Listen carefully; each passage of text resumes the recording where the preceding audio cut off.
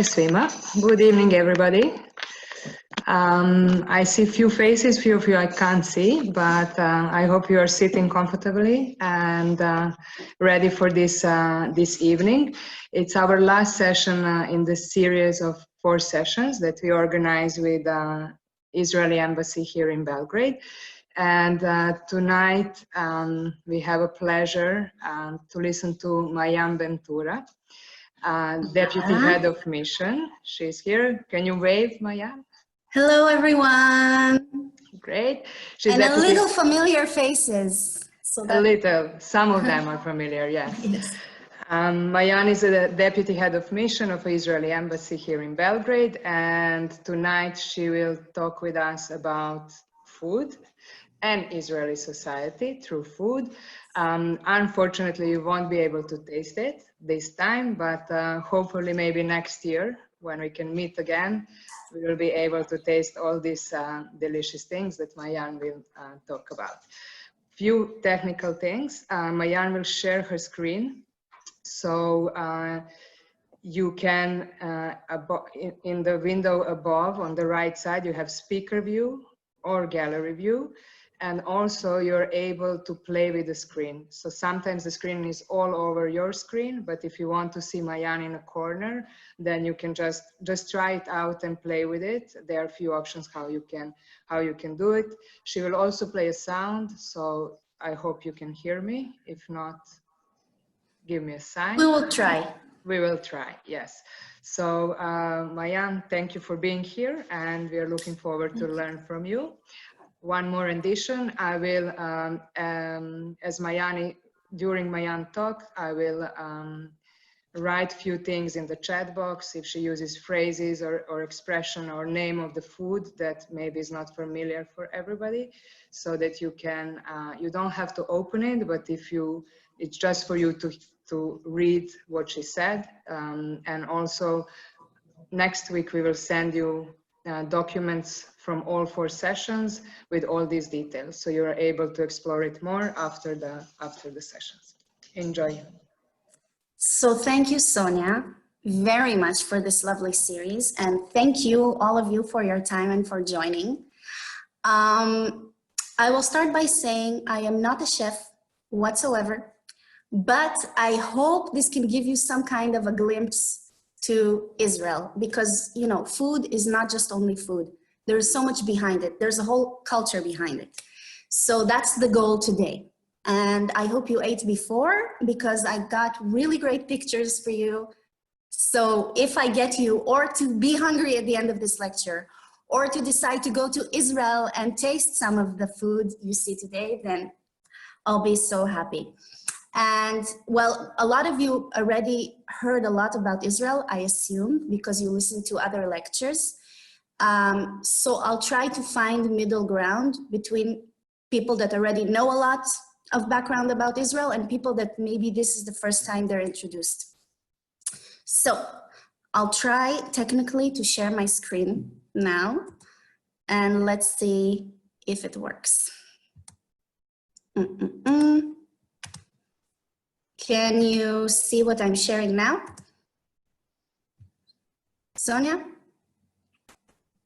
Yes, we can see, yeah. Okay, so this is the topic of today, from falafel to malabi. We will talk about these 2 foods. I assume most of you know shakshuka, which is very, very familiar in Israel, which is the dish you see behind you. But I don't want to just talk to you about the food itself. First, I'd like you to understand a little bit about Israel, okay? So Israel, one of the important things you need to know, it's a very, very diverse society, okay? We're almost 9 million in Israel, and we have people coming from many different countries. Can you see the numbers behind, or am I blocking it, Sonia? Sorry, my microphone is muted. We can see everything. Okay, great. Yes, we can. So as you can see on your left, around 77% of Israelis are sabras. Anecdote, tzabar in Hebrew, what we call it. Tzabar is a cactus, actually, that's very familiar to Israelis because it grows in the region. And that's what we call people who were born in Israel. But if you look at the rest of the numbers, you can see that a lot of Israelis have been coming from other countries, whether it's from Africa, whether it's from Asia, Europe, other Middle Eastern countries. This is important, and you will understand why. But besides the Jews who come from many different places, they are, if you look at your right, you will see that the majority are indeed Jewish, but we also have a large Arab population, around 20%. Some are Muslims, some are Christian, we have Druze, and other ethnicities like Bedouins, for example. So why is it so important for me to start with this? Because, as I said, many people like to refer to Israel as a mosaic. Why? Because really we have so many differences. But in that way, we have the best of all the worlds, because we get to incorporate every tradition, every history into our kitchen, and it affects it very much. And the Israelis and Israel today live differently in terms of lifestyle. You have secular Jews, you have religious Jews, or any other ethnicity. You have people that are living a more rural lifestyle, and the majority living a very urban lifestyle. You have people living individual, and you have people living in communal communities like kibbutzim, for example. So really, you have everything out of everything. But it's important to understand, because it, of course, affects our kitchen. Even before the establishment of the State of Israel in 1948, we used to have waves of immigrants coming to Israel. And with every wave of immigrants, they would bring their food, they would bring their traditions, and it was really well assimilated into our kitchens. So I just gave you a small example. On the right top side, you see jachnun. Jachnun from Yemen. Under that, injire from Ethiopia. Chaime underneath, on the right, which is a fish, a type of fish you cook from Morocco. On the left side, you have more European and even Balkan food that you can find very easily in Israel, like you can find knedalach, kigel, and borekas, right? You are familiar to borekas, borikitas. I don't remember what you call it here, but it sounds pretty much the same. Burek. Burek. Maayan, can you repeat the names of Ethiopian and a Moroccan dish that you referred to? Injire and chaime. Another thing that is crucial to remember is that in the early years of Israel, the idea was to assimilate everyone and to create an Israeli society. Now, of course, Israelis Jews were always on that land and terrain. But again, as I explained before, there were always waves of immigrants. So there was a phrase called melting pot, which funnily enough, because we're talking about food, and the idea behind it is you get all these ingredients that melt together and create one cohesive matter, right? So that's why they refer to it as a melting pot. But it was really a doctrine. It wasn't just an idea. It was something that the state was encouraging, whether it's the way you educate people in schools and to work on everybody knowing Hebrew, even though you have people that are coming from countries that maybe never knew Hebrew before. So in that sense, everybody had to adapt to this new idea and essence of what it is to be Israeli. And today, the reaction to this, I mean, many years later, the reaction is ambivalent. Because if, for example, the generation of my grandparents, or even my parents, were ashamed of, I don't know, speaking Yiddish, for example, because that's the language they knew when they came to Israel, then my generation feels like I'm proud of it. And we're going back to our roots, and we're reintroducing it, not only in food, but in culture, in music, in literature, we're proud of it, because today it's a given that we're all Israelis. It's a given that we're all born in Israel. So maybe that sense. Some may feel that, I mean, the older generations, that they lost something of their culture, that they had to give it up. Some feel it was necessary in order to create this society. So again, all these immigration waves affected the kitchen very much. So if I give you an example of my family, I have one side of the family that is Ashkenazi, one side of the family that is Sephardi. And of course, you could tell as an Israeli what side is what by the food they are serving when I'm coming there. Okay, so if my Ashkenazi grandmother would prepare knei delach soup, it would automatically mean she's coming from somewhere, whether it's Lithuania or Poland or some type of European country. Or if my grandmother would make I don't know, kazan debi, for example, then you know she came from Turkey. It was very easy. So in the beginning of when we started this, you would have situations, for example, where people that came from Russia with a very typical Russian kitchen started making food like hranu, which is something you wouldn't find in Russia, okay? But later on, and over the years, is introduced something that people like to call fusion food, meaning they fuse the techniques, the spices, the way of preparing the food, and actually create something new that is a mix of everything together.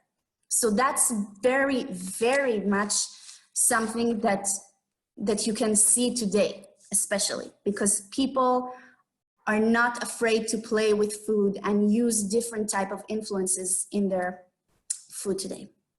So I think that is one of the most prominent characteristics of the Israeli kitchen today.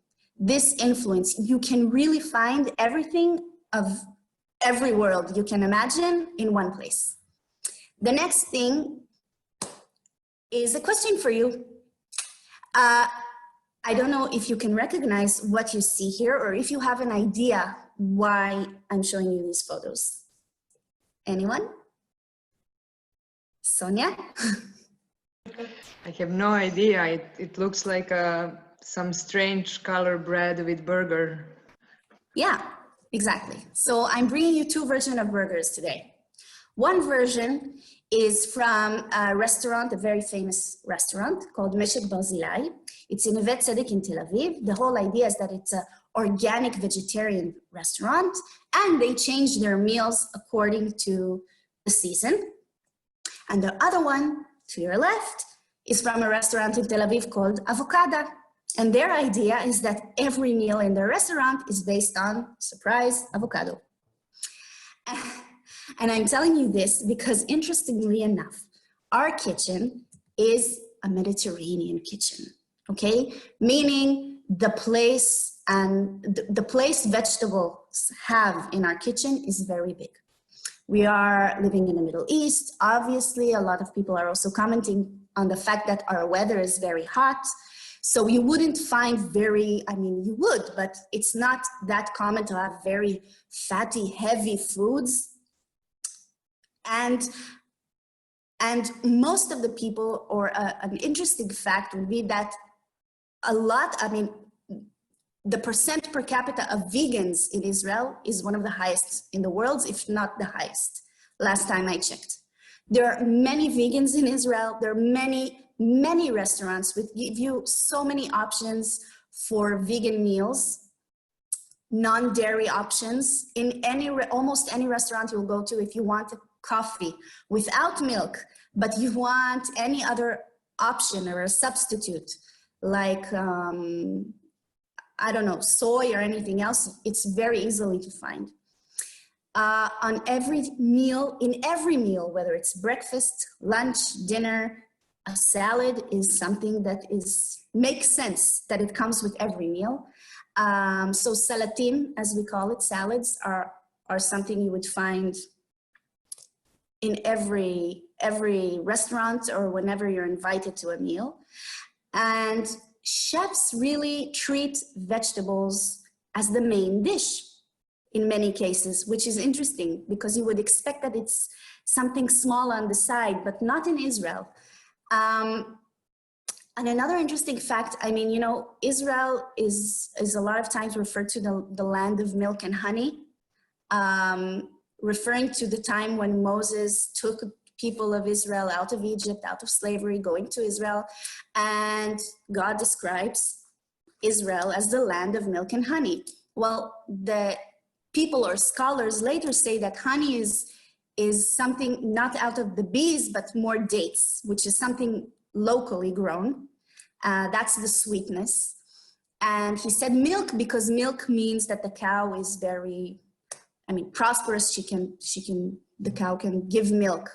So that's that. And many chefs are really cultivating this link to the Old Testament. And also in many cases, you find the 7 species, which are 7 agricultural products that you can, I mean, that the Bible mentions: wheat, barley, grape, fig, pomegranate, olive oil, and dates. So no wonder you can find olive oil in everything, which I understood in Serbia wasn't so popular from the beginning. Lemon on everything, and products such as date spread or honey, if you can see, something that Israelis cook with because it's local product, or pomegranate juice, if you can see, that you can cook with, again, referring to these 7 species, things you can find in the Old Testament and things that you can link to the land. So it's very popular. Also, you know, the place of the shuk, what we call market, the place of vegetables and of local products that are that characterize the region. So that's why you can find all these types of spices, and that's why they have such a very important part. And of course, many studies show that the Mediterranean diet is a very healthy diet. So that's wonderful for us. And if you're a vegan, I think you could find not only that you have a lot of options, but you can have a lot of tours that they give for tourists. So you can really spot the restaurants that are best for you. Well, I can't talk about Israel without talking about innovation, obviously. I mean, it characterized us so much in many other fields you probably know, you know, startups in cyber tech, in many other fields, but also food. But not only that. On your left, I don't know if anyone can guess what that picture is. Anyone have an idea? Okay, I'll tell you. It's hummus, but it's hummus with made of ingredients that make it change its color, with beetroot specifically. So not only are we very creative and innovative with foods that we come up with, there's also a trend in Israel to treat food as art. So you would find artists treating the table like a big canvas, drawing with food and ingredients, and at the end you can have a feast literally of all your senses, your sight, your smell, your taste, when you eat this piece of art. But of course, also all our inventions and startups. But again, if I go back in the early years of Israel, all these waves of immigrants were a strain on the economy. So you know how they say that the innovation is the necessity is the mother of all inventions? Then in the case of food, it was also the same case. We had to be inventive because we didn't have a lot. A lot of use, for example, of eggplant, which is super popular vegetable in the Israeli kitchen because we needed substitute for meat. And when you play with the tastes, a lot of these substitutes, the tastes are similar, whether it's mushroom, that I know people make burgers out of mushroom today because it has a very similar taste, but that's how they introduced eggplant. Whether it was the industry of canned food that became super popular. So for example, ingredients like trina or hummus, chickpeas, that I also found in Serbia, canned, by the way. Don't tell anyone I'm using canned food. So all these foods shortages, what we called as the period of cena, made us innovative. We need to find solutions. We also had, for example, new foods that were invented, like ptitim.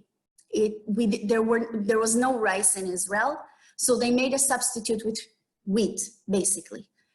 So that culture affected us until today.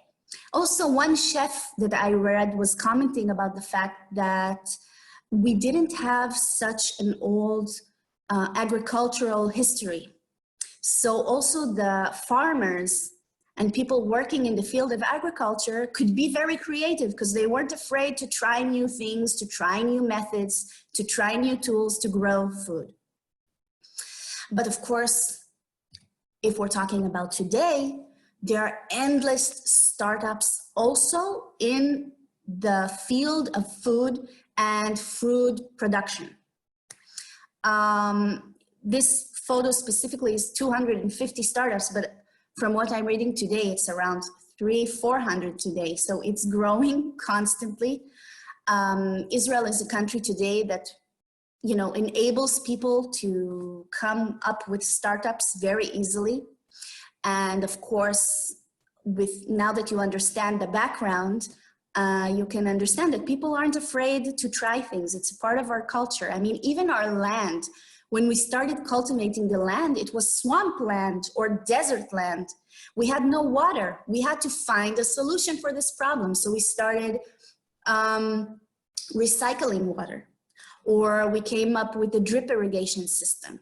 But the same thing we have now with food. A lot of startups are finding ways to deal with the future of, for example, global warming. How will it affect the ability of us to have access to food? Can we find substitutes that are very filling and have all the necessary supplements we need? But is it something we can invent? Can we invent new types of food even, for example, like the seedless watermelon or the cherry tomatoes?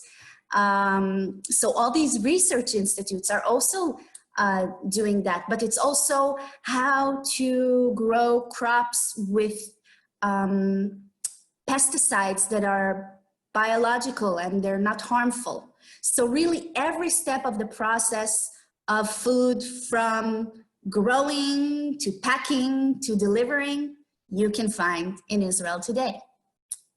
I'm going to show you now parts of an interview with one really nice startup that I recently came across and I thought was a really nice idea. Listen to the interview. The new app is letting Israelis buy leftover restaurant dishes, which otherwise would get thrown out. Customers get up to a 50% discount on half-finished food. Businesses get extra cash, but the big winner here with this idea is the environment. The app is called Spare Eat, and with me in studio, part of the Startup Nation, the company's co-founder, Ellie Fisher. Thank you so much for being with us. What inspired you first to come up with this app? Did you go to a lot of restaurants and think, that looks delicious, I would eat that? Or how did you come up with it? No, first of all, it's a three-part story. We wanted to do something since a long time together, which the meaning. I'm personally from the food and beverage and hospitality industry, one of the partners from the high-tech, and our general manager, Leticia, is from the sales and development. So everything combined, it was complementary skills, so we decided to very naturally, sensitive to the environment, all of us, we decided to go with this idea and to start the project. The new app is letting Israelis buy leftover restaurant. Okay, So we talked about the effect of immigration and of course the innovation aspect, but let's also talk about, you have a question?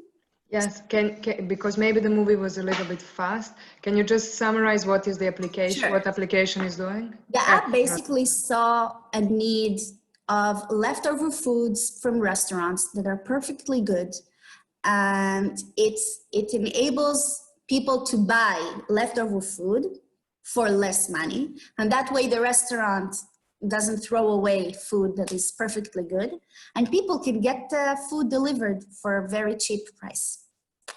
Basically, simple as that. Again, necessity, mother of all inventions.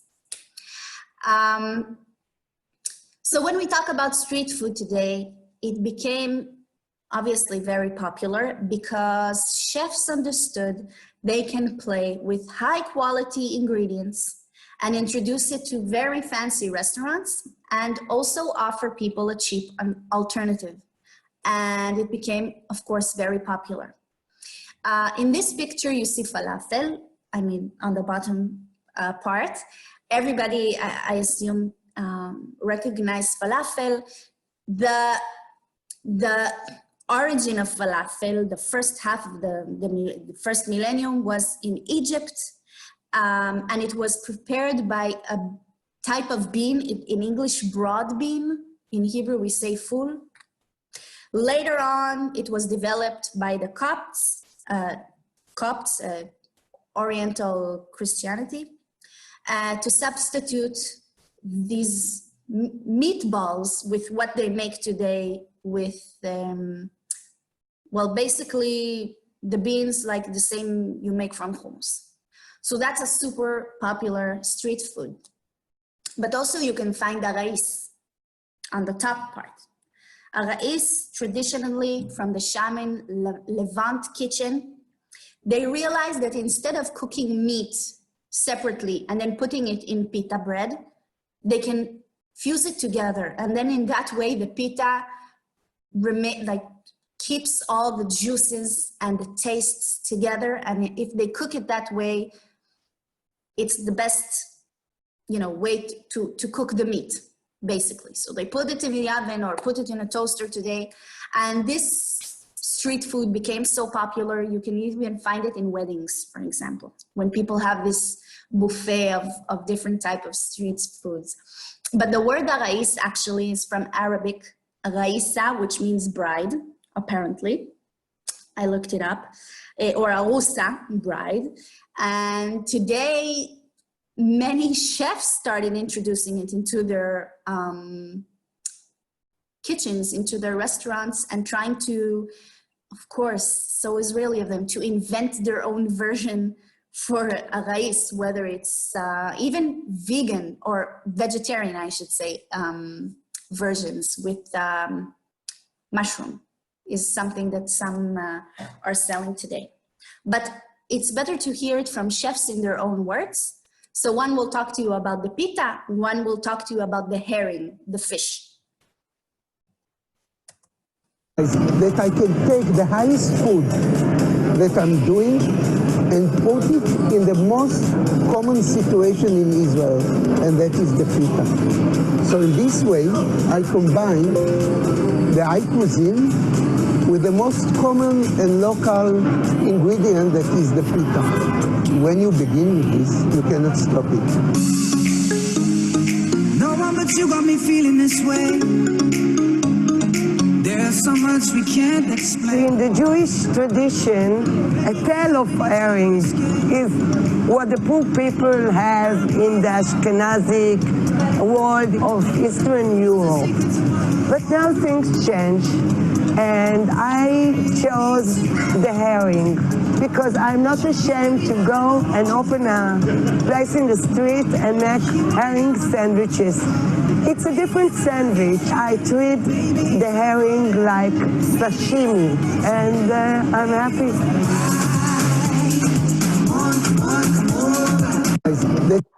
So basically what you heard here was two chefs in Israel saying that, yeah, we are happy to introduce it into our kitchens.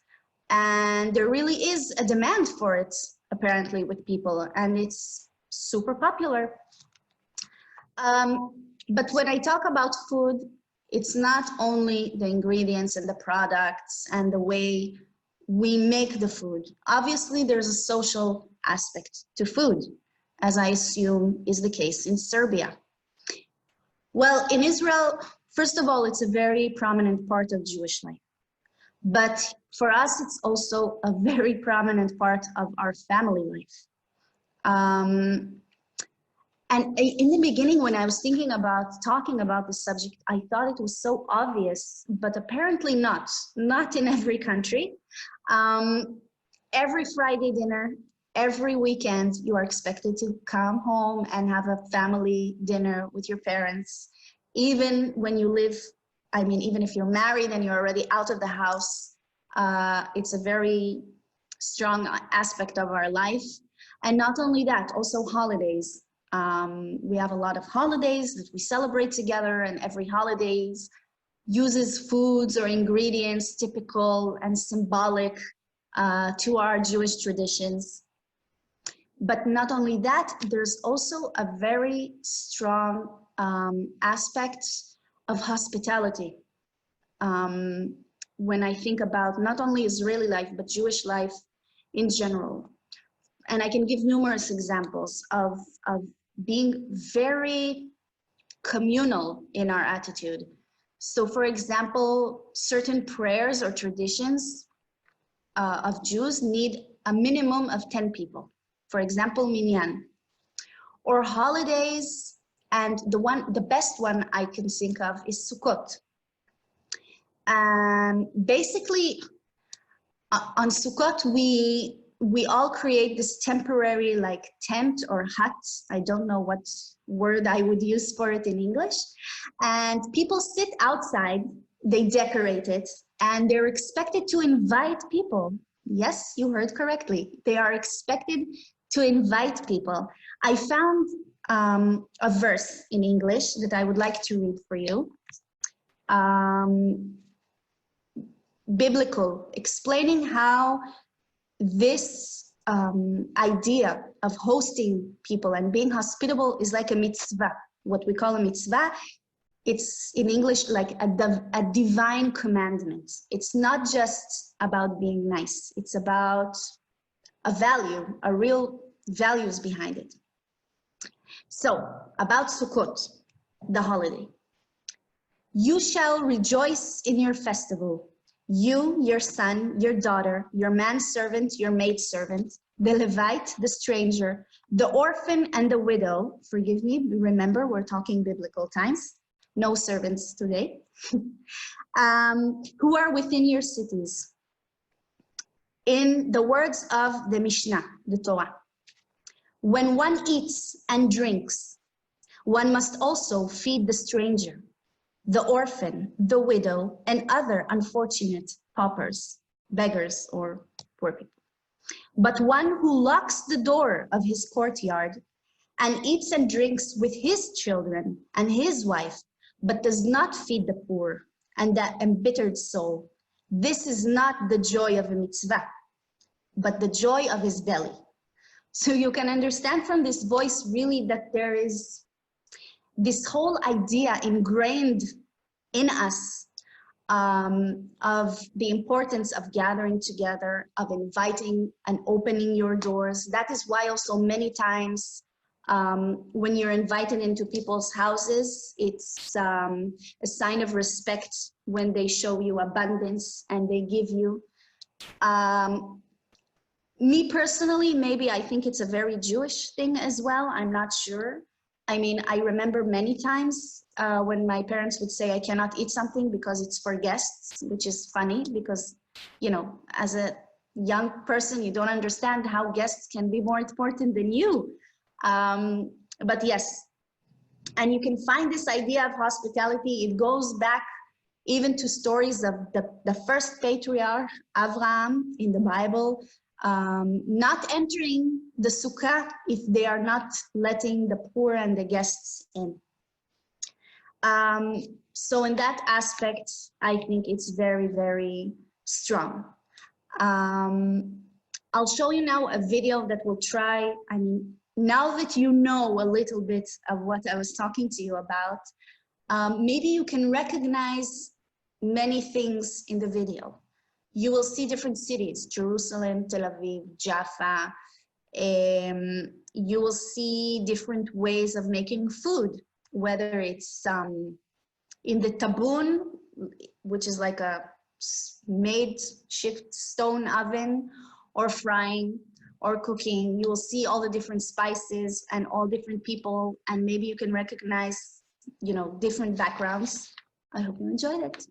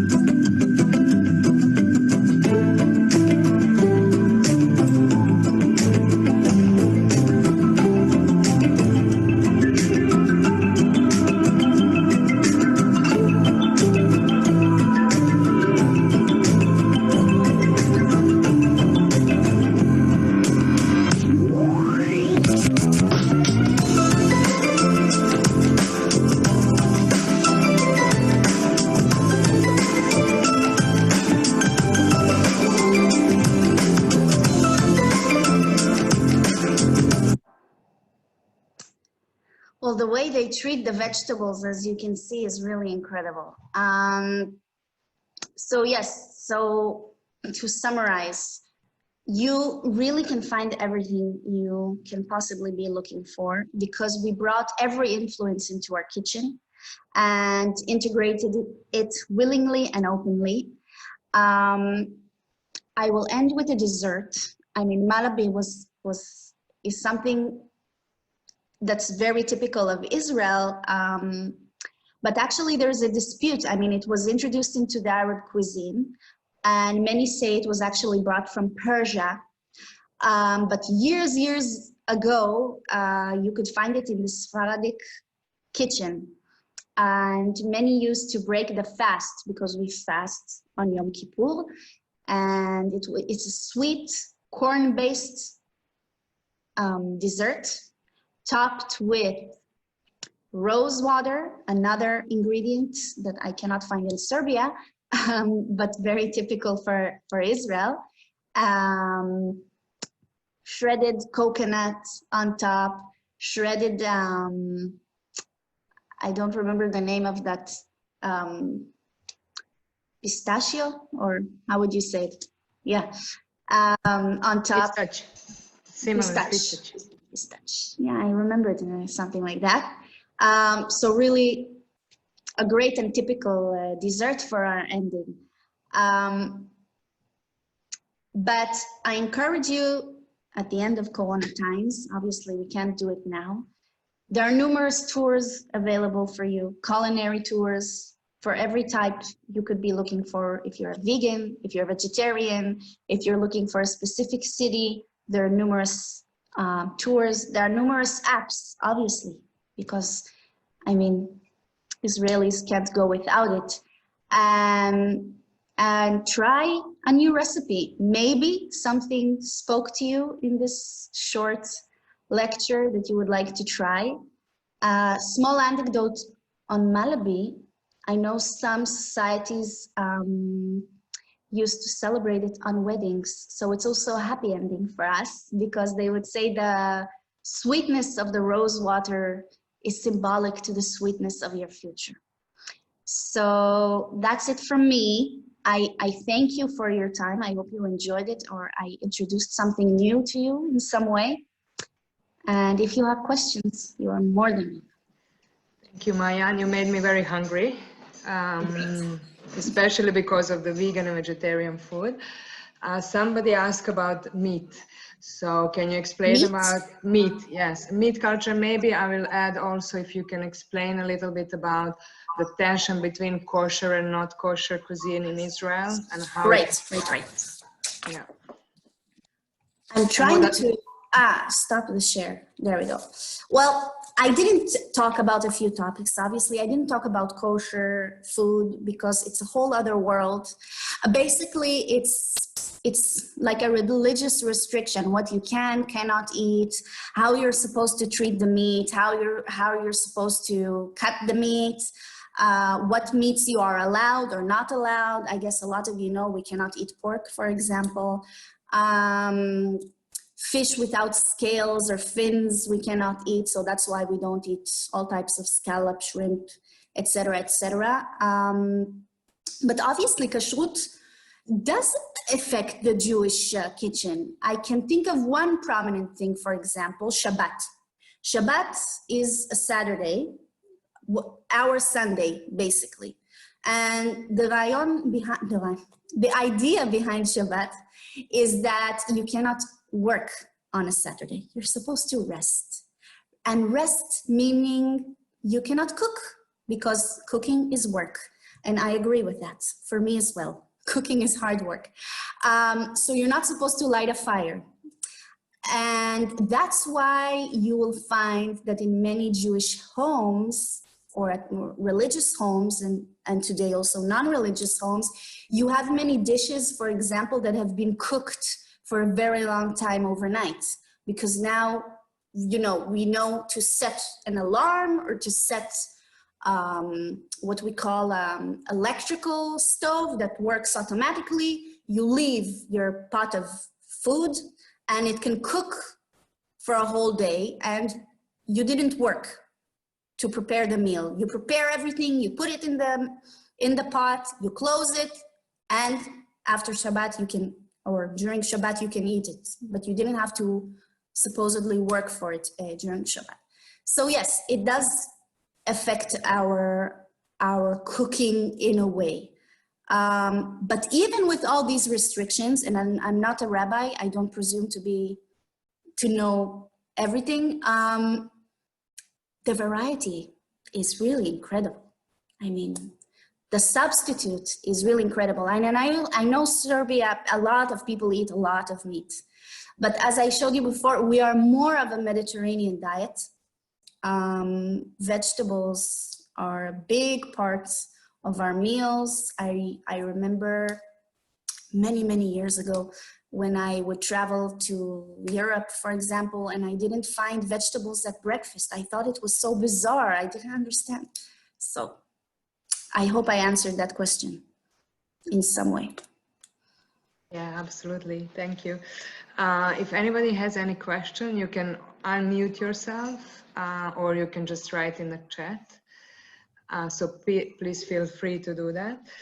Until it happens, maybe I will ask you about, like many people here heard about Ashkenazi and Sephardic Jews, most probably. Some of us heard about Mizrahi Jews, but really almost none of us heard about Ethiopian Jews. So can you tell us, I mean, a little bit maybe about Ethiopian cuisine and culture and how come... I mean, I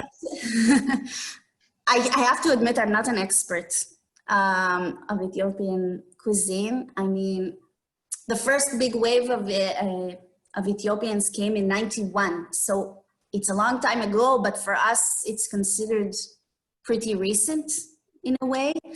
I can say there are a lot of, not a lot, but numerous Ethiopian restaurants that have been opening up, but not only in Tel Aviv. And I think when things go out of Tel Aviv, it's usually a sign, a good sign that it's, you know, Tel Aviv is usually the first to do everything. So once it goes out of Tel Aviv, you know, many people are incorporating it. There's one in Beersheba, there's one in Jerusalem, there's one in, I believe, other cities, but I'm not that such an expert on Ethiopian cuisine. I just wanted to surprise you, you know, in case you didn't know that we also have that. Okay, great. Thank you. Guys, do you have any questions? Yes, I have one question. Please.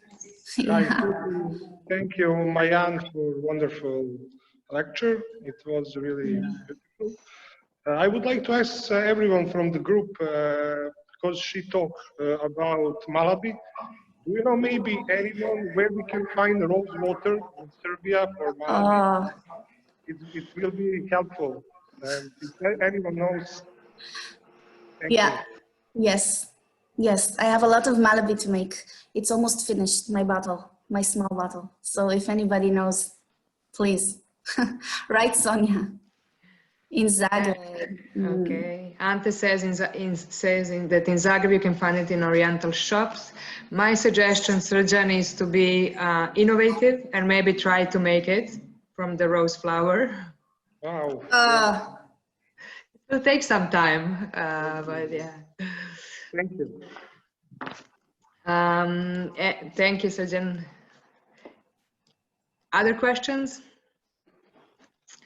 Okay, so I'll ask you one more question, maybe about like what would you say, what would be your, like you talked about different minorities, like, or different groups of Jews that came to Israel.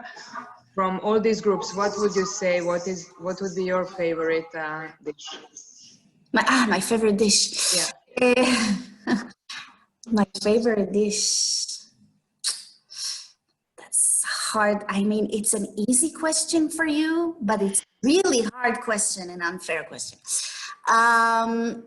There's so much I love, but maybe the things that most remind me of home at this point.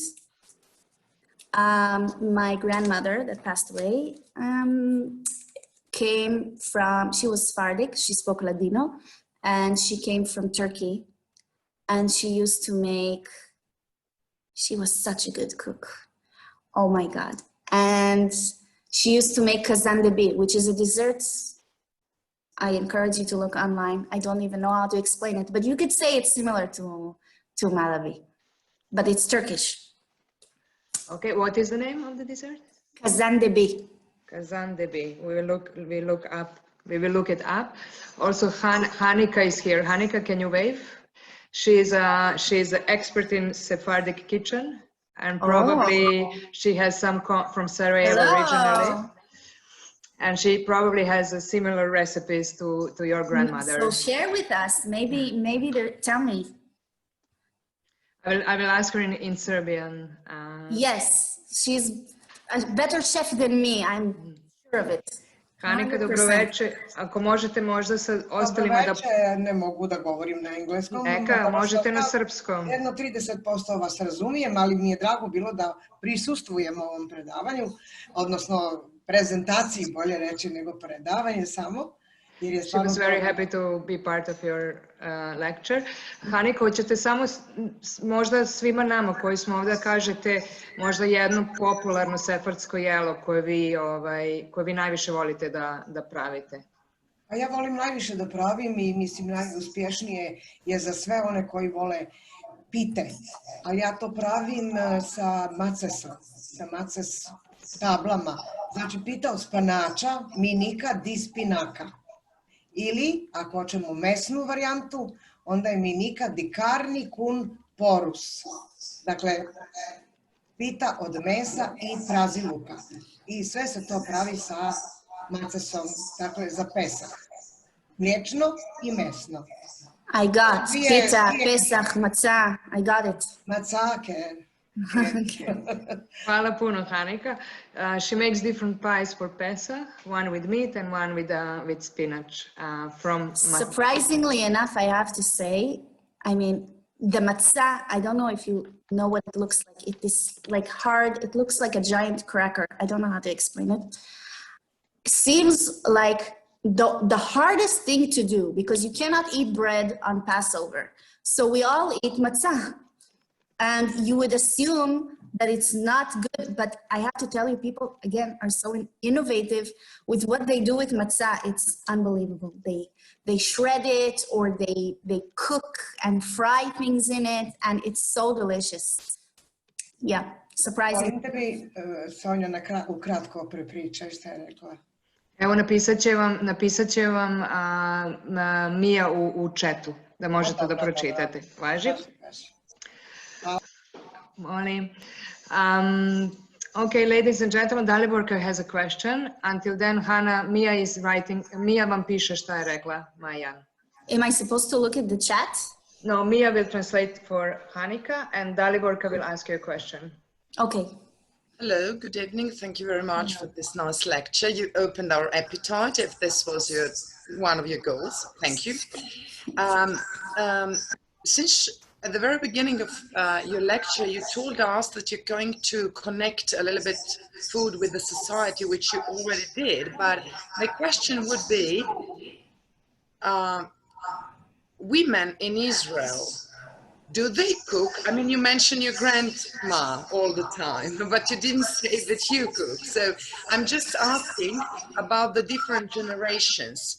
Is cooking, do they have time to enjoy cooking? Do they cook, or do they buy before Shabbat?